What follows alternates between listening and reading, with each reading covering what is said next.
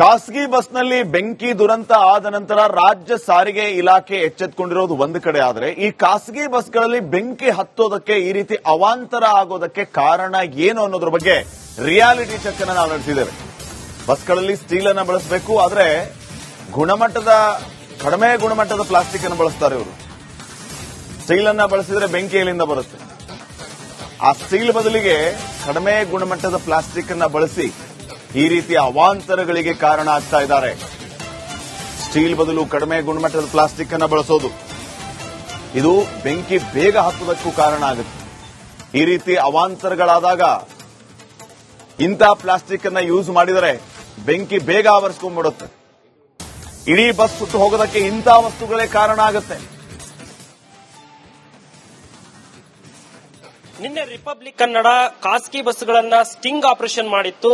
ಖಾಸಗಿ ಬಸ್ಗಳ ಒಳಗಡೆ ಇರುವಂತಹ ಪ್ಲಾಸ್ಟಿಕ್ ಗಳನ್ನ ಅತಿ ಹೆಚ್ಚು ಬಳಕೆ ಮಾಡ್ತಾರೆ, ಮತ್ತೆ ಮರದ ತುಂಡುಗಳನ್ನ ಅತಿ ಹೆಚ್ಚು ಬಳಕೆ ಮಾಡ್ತಾರೆ. ಆ ಬಸ್ಗಳಲ್ಲಿ ಸಿಕ್ಕಿರುವಂತಹ ಪ್ಲಾಸ್ಟಿಕ್ ತುಂಡುಗಳನ್ನ ನಾನು ಸಂಗ್ರಹಿಸಿಕೊಂಡು ಬಂದಿದ್ದೀನಿ. ಇದು ಬೆಂಕಿಗೆ ಎಷ್ಟು ಬೇಗ ಸ್ಪಂದನೆ ಮಾಡುತ್ತೆ ಅಂತಂದ್ರೆ ನಿಮಗೆ ರಿಪಬ್ಲಿಕ್ ಕನ್ನಡ ರಿಯಾಲಿಟಿ ಚೆಕ್ ಮಾಡುವುದರ ಮೂಲಕ ತೋರಿಸ್ತೈತೆ. ನೋಡ್ತಾ ಇದ್ದೀರಲ್ಲ ಇದು ಪರಿಸ್ಥಿತಿ ನೋಡಿ. ಎಷ್ಟರ ಮಟ್ಟಿಗೆ ಬೆಂಕಿ ಬೇಗ ಅಬ್ಸರ್ವ್ ಮಾಡುತ್ತಂದ್ರೆ ಇದು ಎಲ್ಲ ಕೂಡ ಪ್ಯಾಸೆಂಜರ್ ಮಲಗುವಂತ ಜಾಗದಲ್ಲಿ ಬಳಸುವಂತ ಫ್ಲೌಡ್ಗಳಿದು ಎಲ್ಲ ಪ್ಲಾಸ್ಟಿಕ್ ಫ್ಲೌಡ್ ಗಳನ್ನ ಬಳಸ್ತಾರೆ. ಎಷ್ಟರ ಮಟ್ಟಿಗೆ ಡೇಂಜರ್ ಅಂತಂದ್ರೆ ಬೆಂಕಿ ಏನಾದ್ರೂ ಹತ್ತಿತ್ತು ಅಂತಂದ್ರೆ ಅದನ್ನ ಆರಿಸಲಿಕ್ಕೆ ಕೂಡ ಸಾಧ್ಯ ಇಲ್ಲ ಸ್ನೇಹಿತರೆ. ನೋಡ್ತಾ ಇರಬಹುದು ನೀವು. ನೋಡಿ, ಒಂದು ಸರಿ ಹತ್ಬಿಟ್ರೆ ಹಂಗೆ ಉರಿತಾ ಇರುತ್ತೆ, ಇದು ಆರ್ಲಿಕ್ಕೂ ಸಾಧ್ಯ ಇಲ್ಲ. ಅಂದ್ರೆ ಒಂದು ಸಣ್ಣ ಬಸ್ ನಲ್ಲಿ ಸಂಗ್ರಹಿಸಿರುವಂತ ತುಂಡು ಇಷ್ಟರ ಮಟ್ಟಿಗೆ ಬೆಂಕಿಯನ್ನ ಅಬ್ಸರ್ವ್ ಮಾಡುತ್ತೆ ಅಂತಂದ್ರೆ ಇನ್ನು ಇಡೀ ಬಸ್ ತುಂಬಾ ಅದೆಷ್ಟು ಪ್ಲಾಸ್ಟಿಕ್ ಗಳನ್ನ ಬಳಸಿದ್ದಾರೆ ನೋಡಿ. ನೀವು ನೋಡ್ತಾ ಇರಬಹುದು, ಇದು ಕಳಪೆ ಮಟ್ಟದ ಪ್ಲಾಸ್ಟಿಕ್. ಯಾಕಂದ್ರೆ ಆಕ್ಚುಲಿ ಬಳಸೋ ಹಾಗಿಲ್ಲ ಪ್ಲಾಸ್ಟಿಕ್ ಮತ್ತು ಮರದ ತುಂಡುಗಳನ್ನ ಬಳಸೋ ಹಾಗಿಲ್ಲ. ಆದ್ರೆ ಕಡಿಮೆ ದುಡ್ಡಿಗೆ ಬಸ್ ಡೆಕೋರೇಷನ್ ಮಾಡ್ಲಿಕ್ಕೋಸ್ಕರ ಇಂತ ಒಂದು ಅನಾಹುತ ಮಾಡಿದ್ದಾರೆ ನೋಡಿ. ಇದಕ್ಕೇನಾದ್ರೂ ಬೆಂಕಿ ನೋಡಿ, ನಾವು ಜಸ್ಟ್ ಸ್ಪರ್ಶ ಮಾಡಿದ್ರೆ ಸಾಕು ಹತ್ಕೊಳ್ಳುತ್ತೆ ಬೆಂಕಿ. ಇದು ಅಲ್ಲಿನ ಪರಿಸ್ಥಿತಿ. ಮತ್ತೆ ಇದು ತಟ್ಟಿಕ್ಕುತ್ತೆ, ಇದು ಬೆಂಕಿ ಹತ್ತಿದ ತಕ್ಷಣ ತಟ್ಟಿಕ್ಕುತ್ತೆ. ಅದು ಸೀಟ್ಗೆ ಅಂದ್ರೆ ಏನ್ ಪ್ಯಾಸೆಂಜರ್ ಮಲಗ್ತಾರಲ್ವಾ, ಆ ಪ್ಯಾಸೆಂಜರ್ ಮಲಗುವ ಸೀಟಿನ ಸುತ್ತ ಕೂಡ ಕಟ್ಟಿಗೆ ಮತ್ತು ಪ್ಲಾಸ್ಟಿಕ್ ಪ್ಲೌಡ್ ಗಳನ್ನ ಬಳಸಿದ್ದಾರೆ. ಅಲ್ಲಿ ಸ್ಟೀಲ್ ಪ್ಲೌಡ್ ಗಳನ್ನ ಬಳಸಬೇಕು ರೂಲ್ಸ್ ಪ್ರಕಾರ, ಆದ್ರೆ ಇವತ್ತು ಪ್ಲಾಸ್ಟಿಕ್ ಗಳನ್ನ ಬಳಸಿದ್ದಾರೆ. ನೋಡಿ, ಇದು ಎಷ್ಟರ ಮಟ್ಟಿಗೆ ಬೆಂಕಿ ಹತ್ತುತ್ತೆ ಅಂತ ನೀವೇ ನೋಡಿ. ನಿಮಗೆ 2 ಪ್ಲೌಡ್ ಗಳನ್ನ ತೋರಿಸುತ್ತೇನೆ. ಇದು ಯಾವುದು ಎಲ್ಲೋ ಅಲ್ಲಿ ಇಲ್ಲಿ ತಂದಿರುವಂತ ತುಂಡುಗಳಲ್ಲ ಸ್ನೇಹಿತರೆ. ಇದನ್ನ ನಾವು ತಗೊಂಡ್ಬಂದಿರೋದು ಬಸ್ಗಳಿಂದನೇ ತುಂಡುಗಳನ್ನ ಸಂಗ್ರಹಿಸಿ ಬಂದಿದ್ದೇವೆ. ಆ ದೃಶ್ಯಗಳನ್ನು ಕೂಡ ನಿಮಗೆ ತೋರಿಸ್ತೀವಿ ನೋಡಿ. ಎಷ್ಟರ ಮಟ್ಟಿಗೆ ಈ ಬೆಂಕಿ ಹತ್ತುತ್ತೆ ಅಂದ್ರೆ ಇಂತ ಪ್ಲಾಸ್ಟಿಕ್ ಗಳನ್ನ ಬಳಸಿದ್ರೆ ಇನ್ನು ಒಳಗಡೆ ಇರುವಂತ ದೊಡ್ಡ ಅನಾಹುತ ಆಗೋದಿಲ್ವಾ? ಅತಿ ದೊಡ್ಡ ಮಟ್ಟದ ಅನಾಹುತಕ್ಕೆ ಕಾರಣ ಆಗುತ್ತೆ. ಈ ನೋಡಿ ಯಾವ ತರ ಉದುರು ಬೀಳುತ್ತೆ ಅಂತಂದ್ರೆ ನೋಡಿ ಇದು ರಿಪಬ್ಲಿಕ್ ಕನ್ನಡದ ರಿಯಾಲಿಟಿ ಚೆಕ್. ಇದರ ಪರಿಸ್ಥಿತಿ ನೋಡಿ, ಫುಲ್ ಮೆಲ್ಟ್ ಆಗುತ್ತೆ. ಬೆಂಕಿ ಹತ್ತಿದ ತಕ್ಷಣ ಫುಲ್ ಮೆಲ್ಟ್ ಆಗುತ್ತೆ ಸ್ನೇಹಿತರೆ. ಹೊಗೆ ಆಡ್ತಾ ಇದೆ. ಒಂದು ಸಣ್ಣ ತುಂಡು ಇಷ್ಟೊಂದು ಬೇಗ ಬೆಂಕಿಯನ್ನು ಅಬ್ಸರ್ವ್ ಮಾಡುತ್ತೆ. ಆದ್ರೆ ಇಡೀ ಬಸ್ ತುಂಬಾ ಎಷ್ಟೊಂದು ಪ್ಲಾಸ್ಟಿಕ್ ವಸ್ತುಗಳನ್ನ ಹಾಗೂ ಫ್ಲೌಡ್ ಗಳನ್ನ ಬೆಳೆಸಿದ್ದಾರೆ. ಇಡೀ ಬಸ್ ತುಂಬಾ ನಿನ್ನೆ ನಾವು ಸ್ಟಿಂಗ್ ಆಪರೇಷನ್ ಮೂಲಕ ನಮಗೆ ನಿಜಕ್ಕೂ ಕೂಡ ಆಶ್ಚರ್ಯ ಆಯಿತು. ಇಂಥ ವಸ್ತುಗಳ ಬಳಕೆ ಅತಿ ಹೆಚ್ಚಾಗಿದೆ. ಹಾಗಾಗಿ ಇಂಥ ಪ್ಲಾಸ್ಟಿಕ್ ಬಳಕೆಗೆ ಕಡಿವಾಣ ಹಾಕಬೇಕು. RTO ಅಧಿಕಾರಿಗಳು ಏನ್ ಮಾಡ್ತಾ ಇದ್ದೀರಾ? ಇದಕ್ಕೆಲ್ಲ ಪರ್ಮಿಷನ್ ಹೇಗ್ ಕೊಟ್ರಿ ನೀವು? ಬಸ್ಗಳನ್ನ ಚೆಕ್ ಮಾಡಕ್ ಆಗೋದಿಲ್ವಾ? ಮತ್ತೆ ಸಾಕಷ್ಟು ಲಗೇಜ್ ಗಳನ್ನ ತುಂಬುತ್ತಾರೆ. ಕಡಿವಾಣನೇ ಇಲ್ಲ ಅವ್ರಿಗೆ, ಯಾರಿಗೂ ಕೂಡ ಕಡಿವಾಣ ಇಲ್ಲ. ಗೂಡ್ಸ್ ವಾಹನಗಳಿಗೆ ತುಂಬುವಂತ ಲಗೇಜ್ ಗಳನ್ನ ಬಸ್ ಪ್ಯಾಸೆಂಜರ್ ವಾಹನಗಳಿಗೆ ತುಂಬುತ್ತಾರೆ. ಇದರಿಂದ ಆಗುವಂತ ಅನಾಹುತಗಳು ಅಷ್ಟಿಷ್ಟಲ್ಲ. ಮೊನ್ನೆ ತಾನೇ ಒಂದು ದೊಡ್ಡ ದುರಂತ ಆಯ್ತು. ಇದು ಸದ್ಯದ ಪರಿಸ್ಥಿತಿ, ಖಾಸಗಿ ಬಸ್ಗಳ ಪರಿಸ್ಥಿತಿ. ಜನರ ಜೀವದ ಜೊತೆ ಚೆಲ್ಲಾಟವನ್ನ ಆಡ್ತಾ ಇದೆ ಖಾಸಗಿ ಬಸ್ ಮಾಲೀಕರು.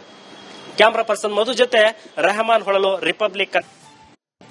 ಖಾಸಗಿ ಬಸ್ನಲ್ಲಿ ಬೆಂಕಿ ದುರಂತ ಆದ ನಂತರ ರಾಜ್ಯ ಸಾರಿಗೆ ಇಲಾಖೆ ಎಚ್ಚೆತ್ತುಕೊಂಡಿರೋದು ಒಂದು ಕಡೆ ಆದರೆ ಈ ಖಾಸಗಿ ಬಸ್ಗಳಲ್ಲಿ ಬೆಂಕಿ ಹತ್ತೋದಕ್ಕೆ ಈ ರೀತಿ ಅವಾಂತರ ಆಗೋದಕ್ಕೆ ಕಾರಣ ಏನು ಅನ್ನೋದ್ರ ಬಗ್ಗೆ ರಿಯಾಲಿಟಿ ಚೆಕ್ ಅನ್ನು ನಾವು ನಡೆಸಿದ್ದೇವೆ. ಬಸ್ಗಳಲ್ಲಿ ಸ್ಟೀಲ್ ಅನ್ನ ಬಳಸಬೇಕು, ಆದರೆ ಕಡಿಮೆ ಗುಣಮಟ್ಟದ ಪ್ಲಾಸ್ಟಿಕ್ ಅನ್ನು ಬಳಸ್ತಾರೆ ಇವರು. ಸ್ಟೀಲ್ ಅನ್ನ ಬಳಸಿದ್ರೆ ಬೆಂಕಿ ಎಲ್ಲಿಂದ ಬರುತ್ತೆ? ಆ ಸ್ಟೀಲ್ ಬದಲಿಗೆ ಕಡಿಮೆ ಗುಣಮಟ್ಟದ ಪ್ಲಾಸ್ಟಿಕ್ ಅನ್ನ ಬಳಸಿ ಈ ರೀತಿಯ ಅವಾಂತರಗಳಿಗೆ ಕಾರಣ ಆಗ್ತಾ ಇದ್ದಾರೆ. ಸ್ಟೀಲ್ ಬದಲು ಕಡಿಮೆ ಗುಣಮಟ್ಟದ ಪ್ಲಾಸ್ಟಿಕ್ ಅನ್ನ ಬಳಸೋದು ಇದು ಬೆಂಕಿ ಬೇಗ ಹತ್ತುವುದಕ್ಕೂ ಕಾರಣ ಆಗುತ್ತೆ. ಈ ರೀತಿ ಅವಾಂತರಗಳಾದಾಗ ಇಂತಹ ಪ್ಲಾಸ್ಟಿಕ್ ಅನ್ನ ಯೂಸ್ ಮಾಡಿದರೆ ಬೆಂಕಿ ಬೇಗ ಆವರಿಸಿಕೊಂಡ್ಬಿಡುತ್ತೆ. ಇಡೀ ಬಸ್ ಸುಟ್ಟು ಹೋಗೋದಕ್ಕೆ ಇಂತಹ ವಸ್ತುಗಳೇ ಕಾರಣ ಆಗುತ್ತೆ. ನಿನ್ನೆ ರಿಪಬ್ಲಿಕ್ ಕನ್ನಡ ಖಾಸಗಿ ಬಸ್ಗಳನ್ನ ಸ್ಟಿಂಗ್ ಆಪರೇಷನ್ ಮಾಡಿತ್ತು. ಖಾಸಗಿ ಬಸ್ಗಳ ಒಳಗಡೆ ಇರುವಂತಹ ಪ್ಲಾಸ್ಟಿಕ್ ಗಳನ್ನ ಅತಿ ಹೆಚ್ಚು ಬಳಕೆ ಮಾಡ್ತಾರೆ, ಮತ್ತೆ ಮರದ ತುಂಡುಗಳನ್ನ ಅತಿ ಹೆಚ್ಚು ಬಳಕೆ ಮಾಡ್ತಾರೆ. ಆ ಬಸ್ಗಳಲ್ಲಿ ಸಿಕ್ಕಿರುವಂತಹ ಪ್ಲಾಸ್ಟಿಕ್ ತುಂಡುಗಳನ್ನ ನಾನು ಸಂಗ್ರಹಿಸಿಕೊಂಡು ಬಂದಿದ್ದೀನಿ. ಇದು ಬೆಂಕಿಗೆ ಎಷ್ಟು ಬೇಗ ಸ್ಪಂದನೆ ಮಾಡುತ್ತೆ ಅಂತಂದ್ರೆ ನಿಮಗೆ ರಿಪಬ್ಲಿಕ್ ಕನ್ನಡ ರಿಯಾಲಿಟಿ ಚೆಕ್ ಮಾಡುವುದರ ಮೂಲಕ ತೋರಿಸ್ತೈತೆ. ನೋಡ್ತಾ ಇದ್ದೀರಲ್ಲ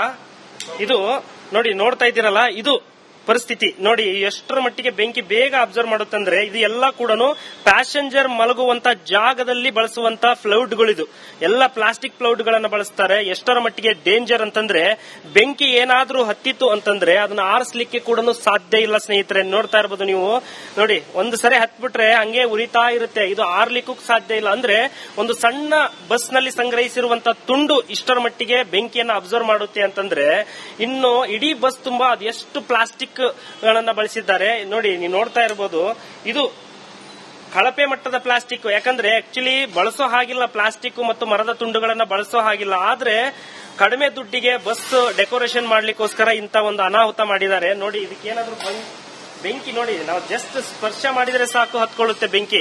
ಇದು ಅಲ್ಲಿನ ಪರಿಸ್ಥಿತಿ. ಮತ್ತೆ ಇದು ತಟ್ಟಿಕ್ಕುತ್ತೆ, ಇದು ಬೆಂಕಿ ಹತ್ತಿದ ತಕ್ಷಣ ತಟ್ಟಿಕ್ಕುತ್ತೆ. ಅದು ಸೀಟ್ಗೆ ಅಂದ್ರೆ ಏನ್ ಪ್ಯಾಸೆಂಜರ್ ಮಲಗ್ತಾರಲ್ವಾ ಆ ಪ್ಯಾಸೆಂಜರ್ ಮಲಗುವ ಸೀಟಿನ ಸುತ್ತ ಕೂಡ ಕಟ್ಟಿಗೆ ಮತ್ತು ಪ್ಲಾಸ್ಟಿಕ್ ಪ್ಲೌಡ್ ಗಳನ್ನ ಬಳಸಿದ್ದಾರೆ. ಅಲ್ಲಿ ಸ್ಟೀಲ್ ಪ್ಲೌಡ್ ಗಳನ್ನ ಬಳಸಬೇಕು ರೂಲ್ಸ್ ಪ್ರಕಾರ, ಆದ್ರೆ ಇವತ್ತು ಪ್ಲಾಸ್ಟಿಕ್ ಗಳನ್ನ ಬಳಸಿದ್ದಾರೆ. ನೋಡಿ ಇದು ಎಷ್ಟರ ಮಟ್ಟಿಗೆ ಬೆಂಕಿ ಹತ್ತುತ್ತೆ ಅಂತ ನೀವೇ ನೋಡಿ. ನಿಮಗೆ 2 ಪ್ಲೌಡ್ ಗಳನ್ನ ತೋರಿಸುತ್ತೇನೆ. ಇದು ಯಾವುದು ಎಲ್ಲೋ ಅಲ್ಲಿ ಇಲ್ಲಿ ತಂದಿರುವಂತ ತುಂಡುಗಳಲ್ಲ ಸ್ನೇಹಿತರೆ. ಇದನ್ನ ನಾವು ತಗೊಂಡ್ಬಂದಿರೋದು ಬಸ್ಗಳಿಂದನೇ ತುಂಡುಗಳನ್ನ ಸಂಗ್ರಹಿಸಿ ಬಂದಿದ್ದೇವೆ. ಆ ದೃಶ್ಯಗಳನ್ನು ಕೂಡ ನಿಮಗೆ ತೋರಿಸ್ತೀವಿ ನೋಡಿ. ಎಷ್ಟರ ಮಟ್ಟಿಗೆ ಈ ಬೆಂಕಿ ಹತ್ತುತ್ತೆ ಅಂದ್ರೆ ಇಂತ ಪ್ಲಾಸ್ಟಿಕ್ ಗಳನ್ನ ಬಳಸಿದ್ರೆ ಇನ್ನು ಒಳಗಡೆ ಇರುವಂತ ದೊಡ್ಡ ಅನಾಹುತ ಆಗೋದಿಲ್ವಾ, ಅತಿ ದೊಡ್ಡ ಮಟ್ಟದ ಅನಾಹುತಕ್ಕೆ ಕಾರಣ ಆಗುತ್ತೆ. ಈ ನೋಡಿ ಯಾವ ತರ ಉದುರು ಬೀಳುತ್ತೆ ಅಂತಂದ್ರೆ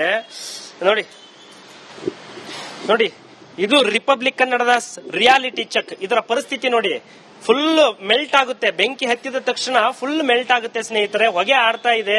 ಒಂದು ಸಣ್ಣ ತುಂಡು ಇಷ್ಟೊಂದು ಬೇಗ ಬೆಂಕಿಯನ್ನು ಅಬ್ಸರ್ವ್ ಮಾಡುತ್ತೆ. ಆದ್ರೆ ಇಡೀ ಬಸ್ ತುಂಬಾ ಎಷ್ಟೊಂದು ಪ್ಲಾಸ್ಟಿಕ್ ವಸ್ತುಗಳನ್ನ ಹಾಗೂ ಫ್ಲೌಡ್ ಗಳನ್ನ ಬಳಸಿದ್ದಾರೆ. ಇಡೀ ಬಸ್ ತುಂಬಾ ನಿನ್ನೆ ನಾವು ಸ್ಟಿಂಗ್ ಆಪರೇಷನ್ ಮೂಲಕ ನಮಗೆ ನಿಜಕ್ಕೂ ಕೂಡ ಆಶ್ಚರ್ಯ ಆಯಿತು. ಇಂಥ ವಸ್ತುಗಳ ಬಳಕೆ ಅತಿ ಹೆಚ್ಚಾಗಿದೆ. ಹಾಗಾಗಿ ಇಂಥ ಪ್ಲಾಸ್ಟಿಕ್ ಬಳಕೆಗೆ ಕಡಿವಾಣ ಹಾಕಬೇಕು. RTO ಅಧಿಕಾರಿಗಳು ಏನ್ ಮಾಡ್ತಾ ಇದ್ದೀರಾ? ಇದಕ್ಕೆಲ್ಲ ಪರ್ಮಿಷನ್ ಹೇಗ್ ಕೊಟ್ರಿ ನೀವು? ಬಸ್ಗಳನ್ನ ಚೆಕ್ ಮಾಡಕ್ ಆಗೋದಿಲ್ವಾ? ಮತ್ತೆ ಸಾಕಷ್ಟು ಲಗೇಜ್ ಗಳನ್ನ ತುಂಬುತ್ತಾರೆ, ಕಡಿವಾಣನೇ ಇಲ್ಲ ಅವ್ರಿಗೆ, ಯಾರಿಗೂ ಕೂಡ ಕಡಿವಾಣ ಇಲ್ಲ. ಗೂಡ್ಸ್ ವಾಹನಗಳಿಗೆ ತುಂಬುವಂತ ಲಗೇಜ್ ಗಳನ್ನ ಬಸ್ ಪ್ಯಾಸೆಂಜರ್ ವಾಹನಗಳಿಗೆ ತುಂಬುತ್ತಾರೆ. ಇದರಿಂದ ಆಗುವಂತ ಅನಾಹುತಗಳು ಅಷ್ಟಿಷ್ಟಲ್ಲ. ಮೊನ್ನೆ ತಾನೇ ಒಂದು ದೊಡ್ಡ ದುರಂತ ಆಯ್ತು. ಇದು ಸದ್ಯದ ಪರಿಸ್ಥಿತಿ, ಖಾಸಗಿ ಬಸ್ಗಳ ಪರಿಸ್ಥಿತಿ. ಜನರ ಜೀವದ ಜೊತೆ ಚೆಲ್ಲಾಟವನ್ನ ಆಡ್ತಾ ಇದೆ ಖಾಸಗಿ ಬಸ್ ಮಾಲೀಕರು. ಕ್ಯಾಮರಾ ಪರ್ಸನ್ ಮಧು ಜೊತೆ ರೆಹಮಾನ್ ಹೊಳಲು, ರಿಪಬ್ಲಿಕ್.